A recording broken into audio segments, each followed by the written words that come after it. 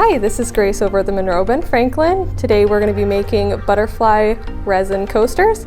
This is the supplies that you'll need. We're going to be using Envirotex pour-on resin and these little magnetic butterflies.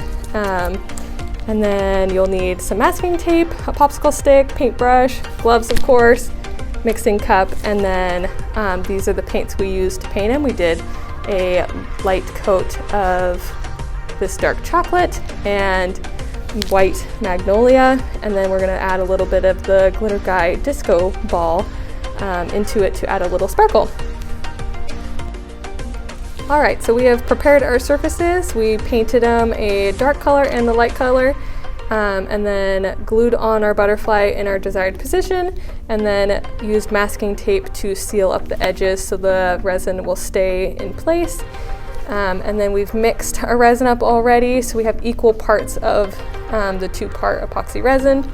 And then I'm just going to add a little bit of the glitter into it. You can add as much as you want, it just depends on how glittery you want your coaster to be. So I'm going to go kind of on the light side. Then when it's mixed up, you just go ahead and pour right over the top. And I'm going to pour it just till it covers the butterfly.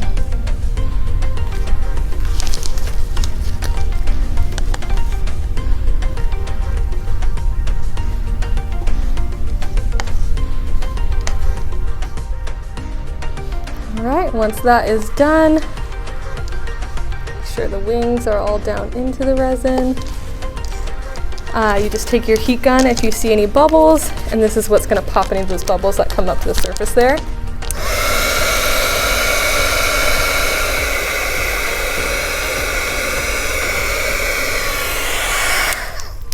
All right, and that's it. You're going to set these aside somewhere where they won't be disturbed and let it cure for at least 24 hours, and then you can take off the masking tape and enjoy your coasters.